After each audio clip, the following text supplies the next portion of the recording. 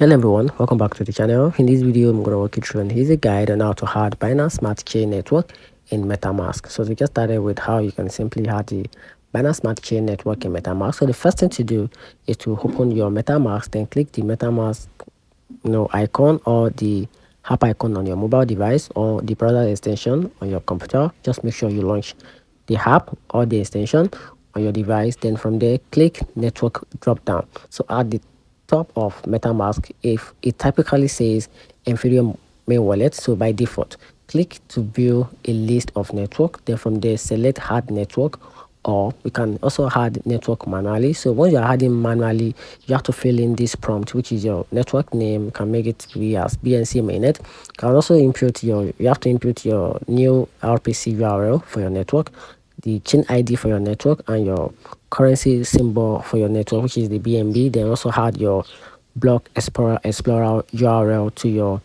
your network details if you are adding it manually. So once you are done with these details, then click save. The MetaMask will now connect to Binance Smart Chain, and that's how you can simply add Binance Smart Chain network in MetaMask. Find a video helpful. If you did, turn on the notification button and subscribe for more. Thanks.